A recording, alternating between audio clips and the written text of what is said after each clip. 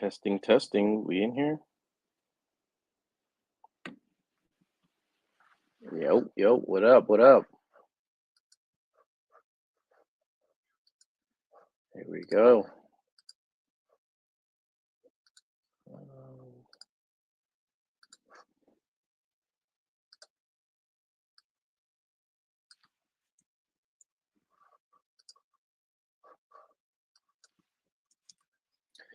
Hey man, it was cool. It's been a quick week, can't lie. So I can't complain. What about you?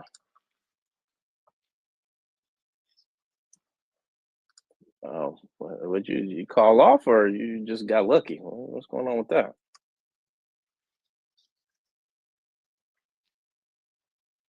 Oh, yeah. Oh shit, mine either.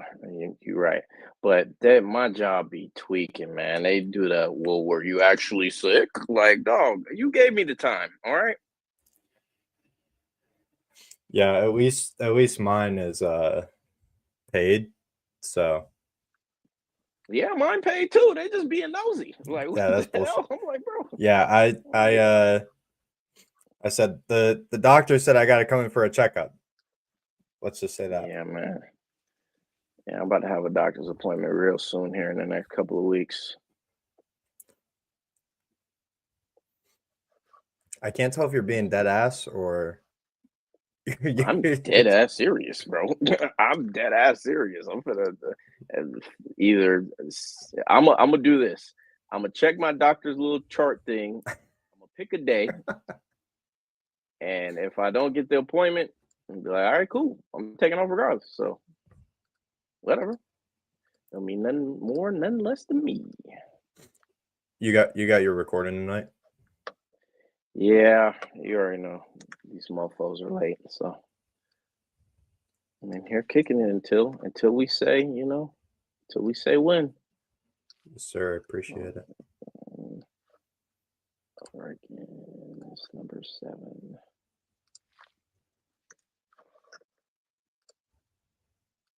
I ain't gonna lie, bro. I've looked at the slate seriously about 7 times. Yep. I found like maybe 2 plays. Yep. It's gonna be one of those weeks. It's a tough slate. Yeah. Let's just say that. Yeah. Not ideal. Yeah, not a lot I'm walking in. Dude, they were skimping me on player props tonight though. I was trying to look at shit for this Arkansas State and Louisiana game tonight. Dude, they barely had anything on there. Yeah. Onyx they haven't had a lot of props over the last couple of days, especially for college. I don't know what the situation is, but like of course I just pulled it up. Of course they have Corey Ruckers aligned on here now for receiving yards. I wanted that earlier. Of course. It's all right though. Let me put that up. Let me also put Colton's video up in the jumbo.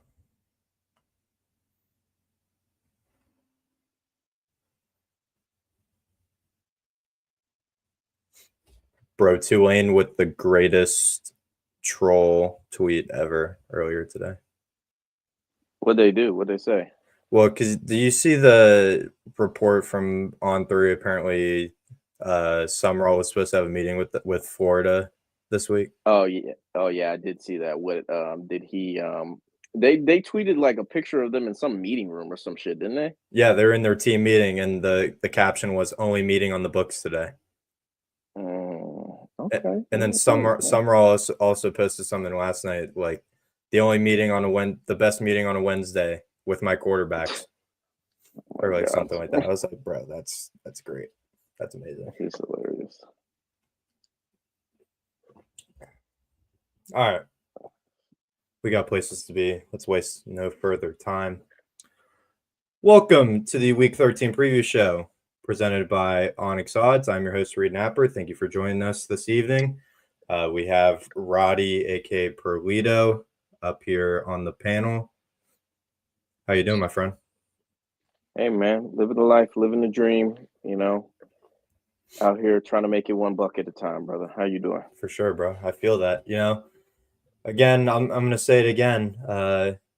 Only 2 more weeks left in the regular season, so we gotta cherish it while we can, for sure. Man, I'm telling you, bro, it's rough, but at the end of the day, we waited so long for this. I feel like a lot of stuff has happened though. Hmm. It's just that when a lot of stuff happens, sometimes it feels like it goes by quickly, but I feel like we've had something to talk about like since week 4 on, like with For either sure, disappointments, coaches getting fired, transfer portal stuff, like it's been a constant. So I'm grateful.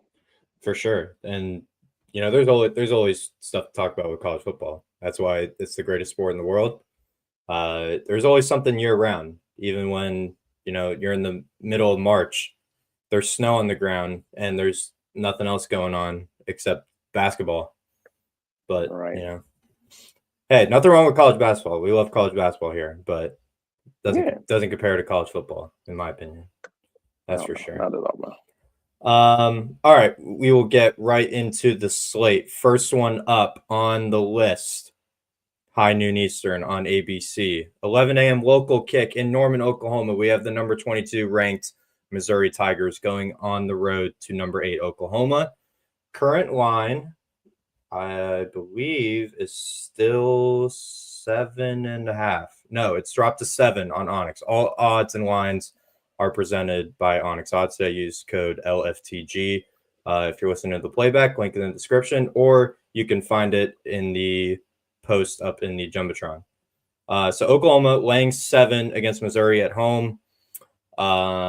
Missouri coming off a massive bounce back win against Mississippi State last week. Running back Ahmad Hardy rushing for 300 yards on the ground, leading this Missouri offense, who brings in the 6th ranked rushing attack against a very stout Oklahoma defense, coming off a massive win at Oklahoma last week with the 4th ranked rushing defense. So that's arguably going to be the story of the game. How does Missouri's strong rushing attack match up against the best rush defense that they would have faced to this point? Another key factor I wrote down, at least, Oklahoma's efficiency in the red zone. They are first in red zone efficiency, aka they scored touchdowns the most when they get in the red zone. They're scoring at the highest clip of any team in the country when they get in the red zone, as opposed to Missouri's red zone defense, 64th. So they tend to give up touchdowns more than field goals when they get in the red zone backed up. So, Roddy, curious to get your thoughts on this before I give my pick. I kind of am leaning towards Oklahoma on initial thoughts, but curious to get your opinion here. Yeah, man. With this one, I mean, it's a little tough because I'm looking at the over and under right now. It's at fucking 42, man. Mm-hmm. All right. Mm-hmm. So this is supposed to be a low scoring kind of, rock fight type of game. We obviously saw Ahmad Hardy, maybe some of those rumors about how he only goes off against terrible teams. Maybe some of those rumors are coming true. I don't think he's going to have as much luck on the ground. I mean, if he has 300 yards against Oklahoma, I think he should win the Heisman Trophy, and he should snatch it out of everybody's hands. But I mean, when I'm looking at this game, I can't take any other team. Like I was saying before, like all of these games, especially the bigger ones this week. Like Oklahoma had 200 yards last week and won the game. Missouri, yeah, they had a good rushing performance, but again, they're going to have Zollers. Bo Pribula is doubtful, even though I don't even know why they try to do that fake thing of, well, he might play. Yeah, I I know. never thought that was going to be a thing. Mm-hmm. Yeah, man, I just, I don't know. I really do feel like at the end of the day, this is an Oklahoma win. I don't think confidently they're going to cover, though. I don't know how. It's the line's at 7 right now. I I think they can just by attrition, but It's a low total, but if it's in the 40s, I wouldn't be too mad at you for taking the under. I think both defenses are gonna have Mhm. the advantage in this situation. I think, like I said, it's gonna be very rock fighty. So, yeah, that would be my play. Give me, give me the under. I can't see anything else happening. Not with confidence. I'm not gonna lie. I was also looking at that total earlier. It screams under. I believe that's the lowest total of the whole weekend, if not one of the lowest. So Hmm. completely agree. I don't like that it's dropped half a point. I was favoring to take Missouri anything over a touchdown because I think it's going to be a rock fight type of game, um, especially with the ability of Missouri to effectively run the ball. And that again, this Oklahoma rush defense, that's going to be the biggest story. And Missouri's pretty ineffective at quarterback right now, exactly like you said. Uh, John Mateer hasn't looked the best throwing the ball ever since he came back from his hand injury. So um, at 7 straight up right now, I think I'm still going to take the points with Missouri. I projected the score being 23-17 Oklahoma. So that leads to a Missouri cover. So I think I'm going to take the points with Missouri. I'll also agree on the under for sure. 42.5. I mean, they're just telling you to take the under. So don't hate that look either for sure. Um, Also anything Ahmad Hardy. I don't know if he has lines up. He does. Wow, his base rush line is 119.5. Holy shit. 119. Good lord, man. That's higher than I thought it would be. Yeah, that's plus 107. You're getting 112.5 at minus 112, bro. What the Wow. Jeez. Okay. I was gonna say anything Ahmad Hardy, but I would just Yeah, that's crazy. I'd reduce his yards by a ton and just use that as a parlay piece, if anything. But also John Mateer, 40 plus rush yards. I don't know how Missouri's looked against mobile quarterbacks. I think they've been pretty stout against mobile quarterbacks so far this season, but I don't hate that look initially. You're only getting 40 yards for Mateer on the ground. Hmm. Don't hate that. Yeah. Don't hate that. All right. Next game on the slate. Probably not too much time on this one, but I threw it up here because one of these teams still has something to play for mathematically. We have the Louisville Cardinals going on the road to SMU. Another noon Eastern kick on ESPN2. Current line is SMU minus 2.5 or 3, wherever you're looking, but I see 2.5. Where do we even start with this game? Louisville, we're on top of the world a few weeks ago after beating Miami, and it's all come crumbling down.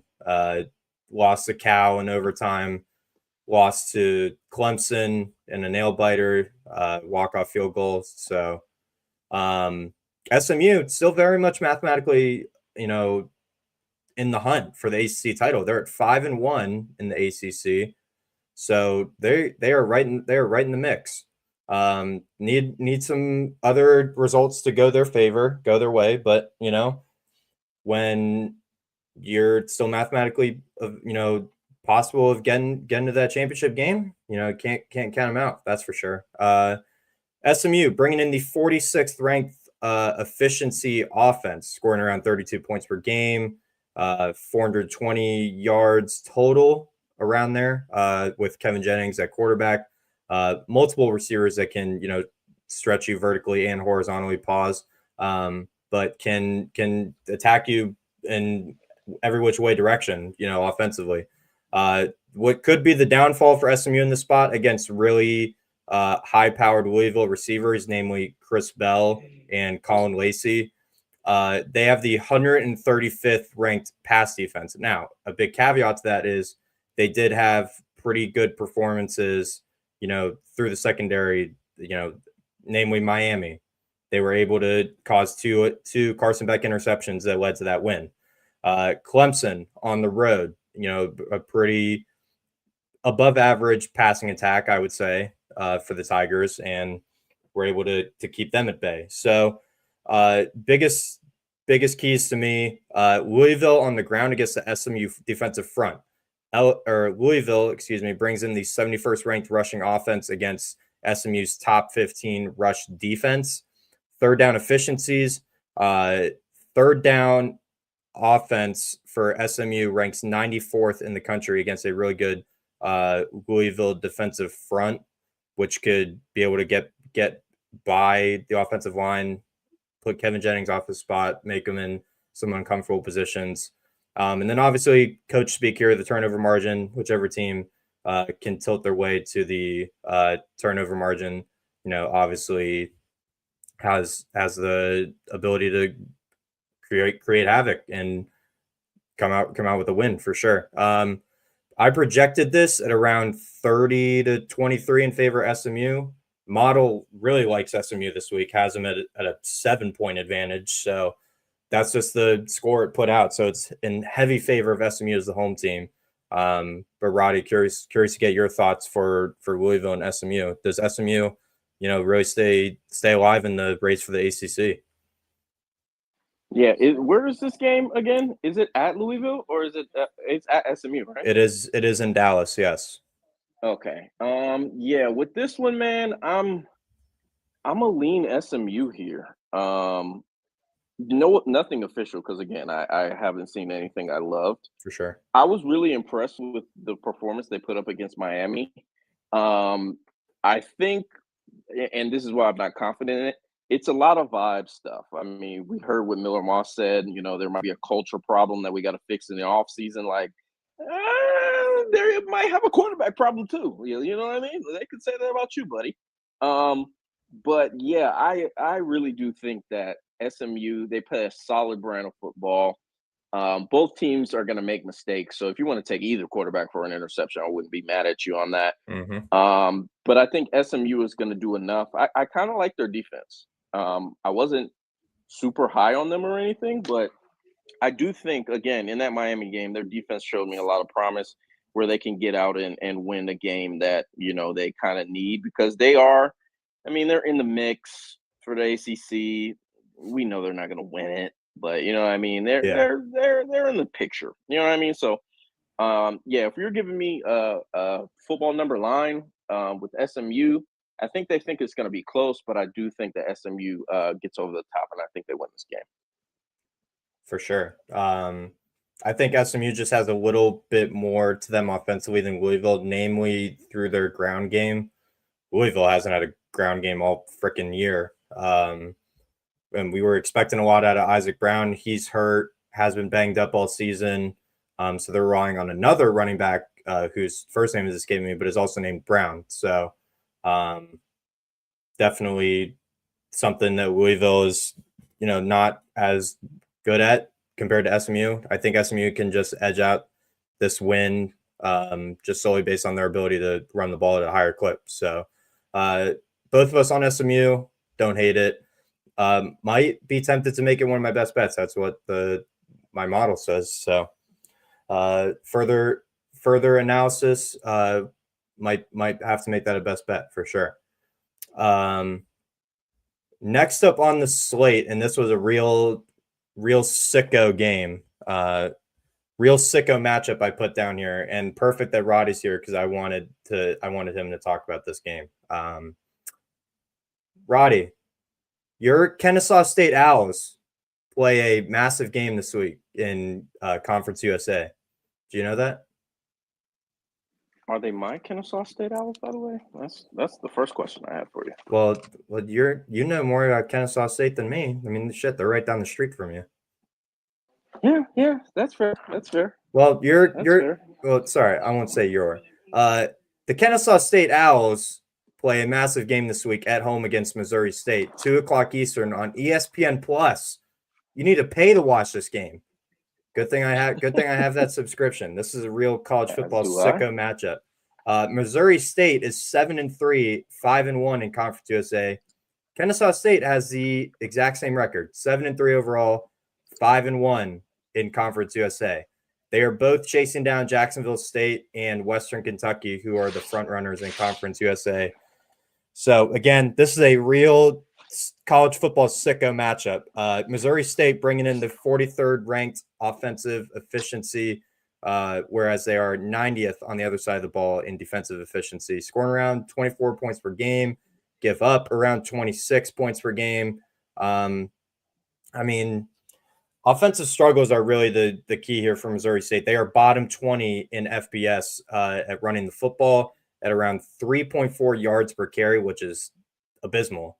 But they rank it, or they are 32nd in pass yards per game. So Missouri State can swing the rock around a little bit. As for Kennesaw State, 75th offensive efficiency, 89th defensive efficiency. Historically, a option-based offense, but as Roddy can attest to, they've been spreading it out a little bit ever since making the transition to FBS football. Nearly 6 yards per play, whether through the air or on the ground, but you're averaging 6 yards offensively per play. Like that's a great metric to have. Keys to the game: the trenches. 56th ranked rushing offense for Kennesaw State against the 121st rush offense of Missouri State. Again, if Kennesaw State can run the ball at a higher clip, a better clip than Missouri State, that obviously plays a huge factor into the outcome of this game. Explosiveness against consistencies. Missouri State's best path is to hit big plays over the top against this Kennesaw State secondary, which has been fully tested at the FBS level so far in their short time at the top of Division I. In situational football, again, I've made a note here. Missouri State averages around 31 minutes at time of possession per game. Kennesaw State around 28, 29 minutes time of possession. So whichever team takes more advantage of their time of possession that they have is definitely going to play the biggest factor into who can win this game. I think I'm going to take Kennesaw State as the home team.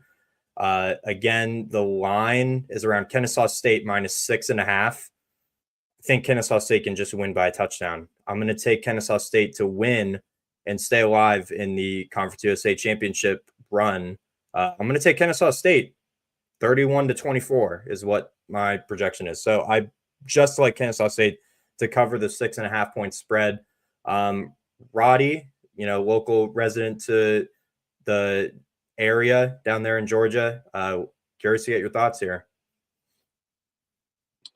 Yeah, I mean, look, Kennesaw State is, they're 3-0 ATS at the crib. Mm-hmm. I think they're a lot of energy around the program and just in general around the school is good. Obviously they got their ass whooped. Was that 2 weeks ago or on to Jack State? Yep. Yeah. Yep. And I mean, they only lost by 9 points, but still, if you watch the game, they kind of got their ass whooped, especially coming in as a 3-point favorite. So if I was picking this game, I would have to roll with Kennesaw State. I mean, of course, Missouri State on a 5-game win streak right now. So, they've got the mojo going. But I think Kennesaw offensively, just what you were saying with the rushing statistics, I think they're pretty good throwing the ball. Their quarterback can run the ball as well, Amari Odom, as well as their running backs, whose names are escaping me at this current moment. Again, another football number. I'm getting a -105. So give me Kennesaw State, man. We'll keep rolling with the Owls, and hopefully the Magic stays alive. Yeah, I think the Owls are. I mean, I get it. Missouri State's riding a 5-game win streak right now, but again, 3-0 against the spread at home is nothing to overlook. That's for sure. So completely agree on Kennesaw State and love the Amari Odom shout out. That was actually going to be the next comment I made. I like anything Amari Odom, namely his rush yards. I forget who they played, but I took his rush yards a couple weeks ago when they played midweek, and that hit for me. So I don't hate anything Amari Odom, that's for sure. And I'm actually just pulling up how Missouri State specifically matches up against the quarterback on the ground. Just 1 second, I'm scrolling.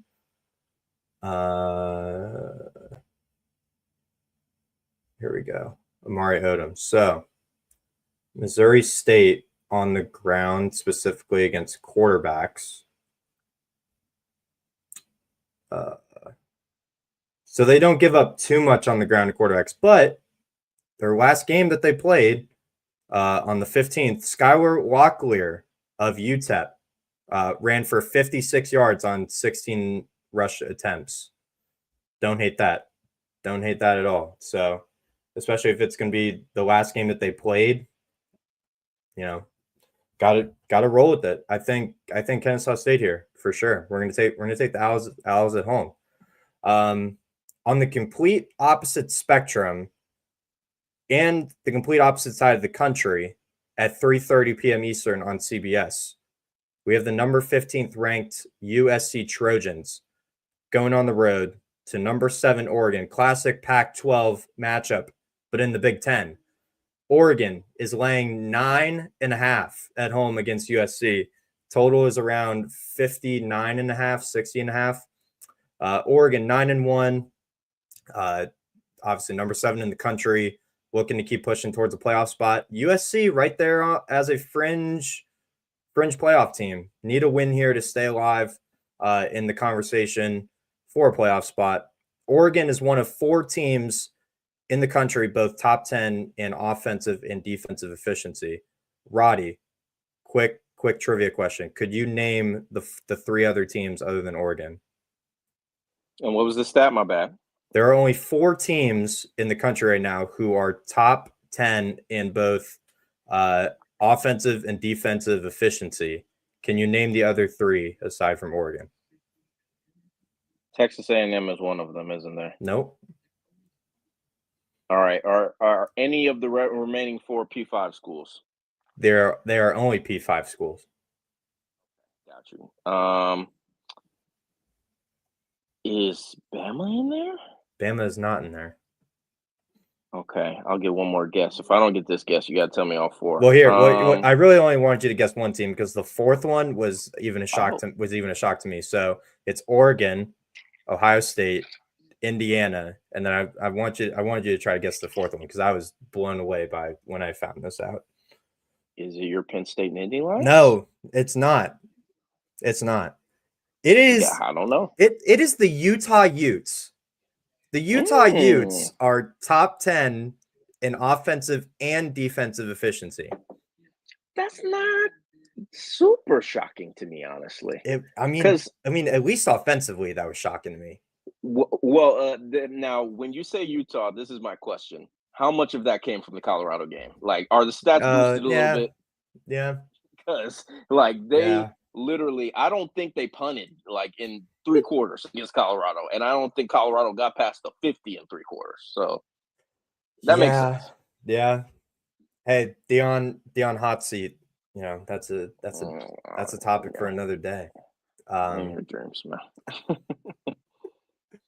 Yeah. So Ohio State, Indiana, Oregon, and Utah are the 4 teams that are both top 10 in offensive and defensive efficiency. Oregon 4th in offensive efficiency, also 4th in defensive efficiency. Oregon, 41 points per game, around 465 yards of offense, around 7 yards per play offensively. Defensively, giving up only around 13, 14 points per game, 4.1 yards per play allowed. Goodness gracious. USC, on the other hand, are 2nd in offensive efficiency, but a merely 56th in defensive efficiency. The Oregon O-line ranks 8th in the country. USC 63rd defensively on the defensive front. So, I mean, the only hope, I think, in my eyes, USC has a chance in this game. Now, granted, they've played Big Ten style football the last few weeks. Went on the road to Nebraska, won a grudge match. In a monsoon last week against Iowa at home, found a way to beat the Hawkeyes. Really thought that Iowa's defense was going to, limit USC to be one-dimensional, really try to keep them on the ground. Mekhi Lemon was going to be completely out of the game plan. That did not happen.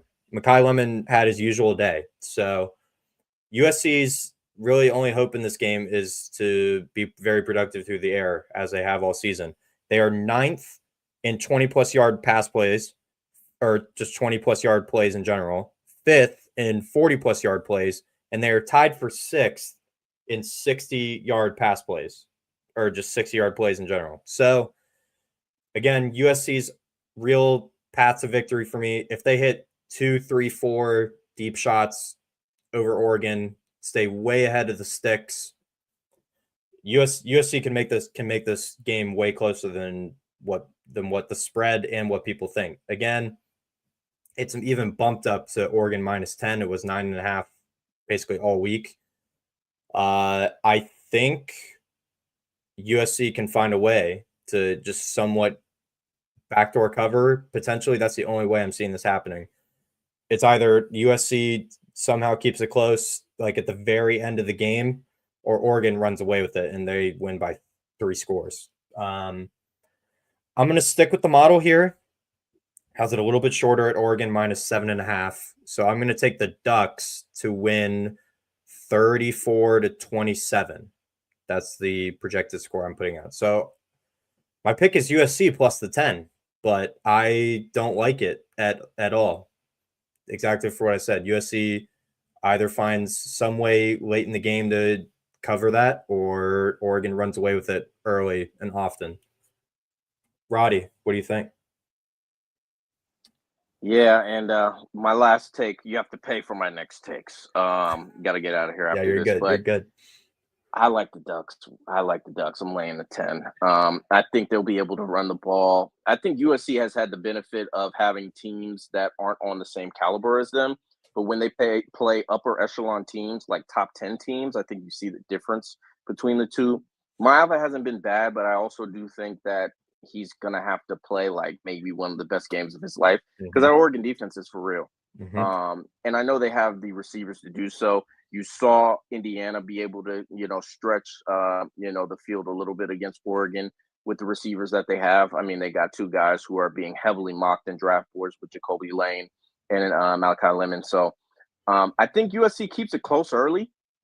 This obviously is an old Pac-12 rivalry. I think you mentioned that as well. But I got the Ducks. I'm rolling with the Ducks with the 10. But yeah, that's what I got. But I'll see you later, brother. I might be back in here a little bit later. But yeah, subscribe to Reed's YouTube. Follow, retweet the space if you're in here. If you're listening, tell all the players you're going to win a lot of money. For sure. Appreciate you, Roddy. Absolutely, brother. That was Roddy, aka Perlito, going to record his own show.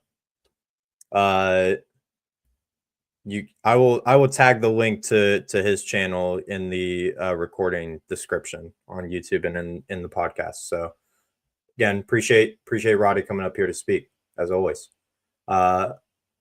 We have next on the slate, huge one in the ACC. We have the Pitt Panthers, 7-3 overall, 5-1 in the ACC, going on the road to 9-1 Georgia Tech, who is 6-1 and leading the ACC. Georgia Tech ranks 16th in the country. This is a 7 p.m. kick on ESPN. Georgia Tech, a ever so slightly, 2.5-point favorite at home, totaled around 62 points, 61.5, 62.5, wherever you're looking. Keys to the game here. Strength on strength, and I mean that by Georgia Tech's running attack versus Pitt's rush defense. Georgia Tech brings in a top 10 rushing offense, whereas Pitt, before last week against Notre Dame, where they got ran all over the place by Jeremiah Love, still brings in a top 10 rush defense. That's the key to the game. That's the key in the game, because Haynes King can only do so much with his arm, with his legs.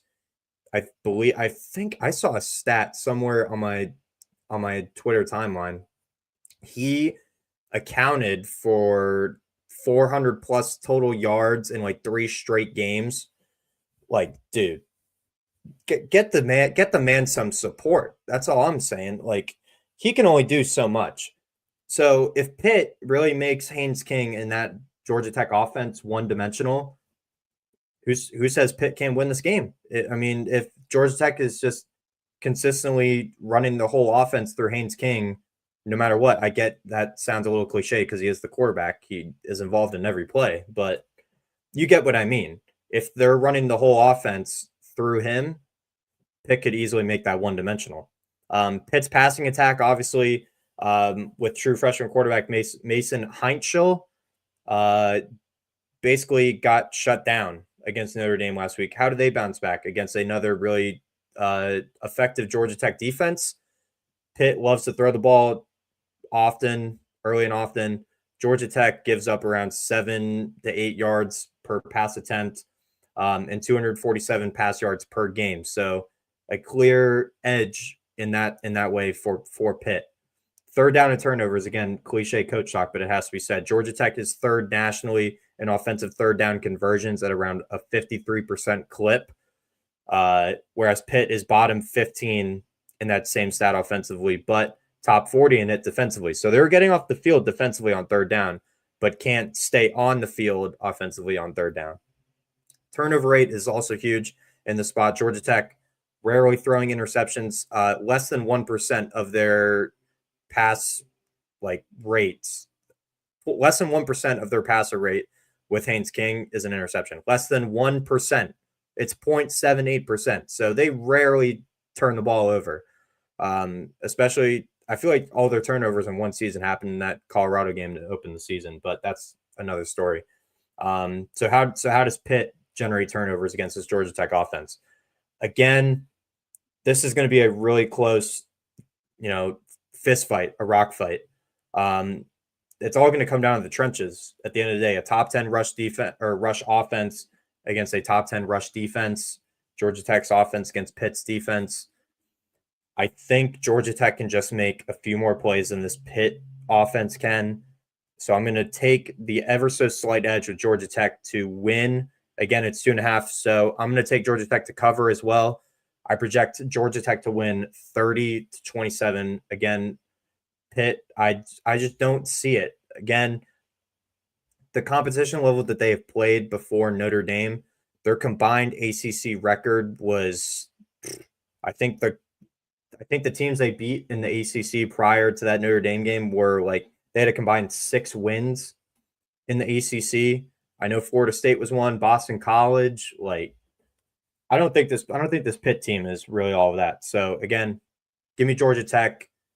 They're gonna get to 10-1. They're gonna make the ACC championship game. And I like the Yellow Jackets to keep rolling and fight for a playoff spot.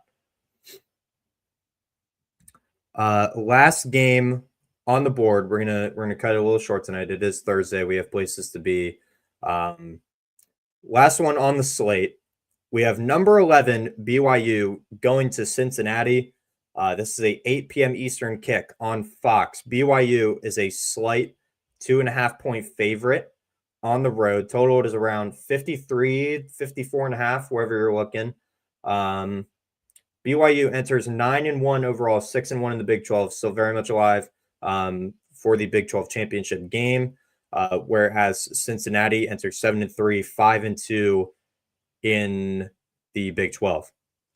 BYU's offense averaging around 34 points per game, north of 420 yards per game, a top 25 scoring offense overall for BYU. Whereas defensively, less than 18 points per game allowed, a legitimate top 15 scoring defense as well for BYU. So they've been a complementary team throughout the season so far on both sides of the ball. Cincinnati's offense, around 35 points per game, 6.7 yards per play, which is a very efficient, especially with quarterback Brendan Sorsby, putting up big numbers through the air and on the ground. He's a real dual threat in this matchup against the opposite number of Bear Bachmeier for BYU. The Cincinnati defense, around 25 points per game allowed. They are solid at times, but they can give up a big play basically out of nowhere. They can get exposed at times. So keys to the game, the battle of balance. Both teams can easily score over 30 points per game, as they have consistently done throughout the season. But what do the splits look like in this matchup, for instance? So BYU, can pair a better scoring defense with a heavily scoring offense, What does Cincinnati's defense do in this case against a heavy run attack for BYU? Explosive plays, staying on schedule. Again, classic coach speak, but it has to be said. Cincinnati can hit a few more explosive plays on average than BYU can. But if BYU can limit the explosive plays for Cincinnati, can the Bearcats stay consistent ahead of schedule, convert on third downs, be efficient on first and second down? How does that play into their game plan?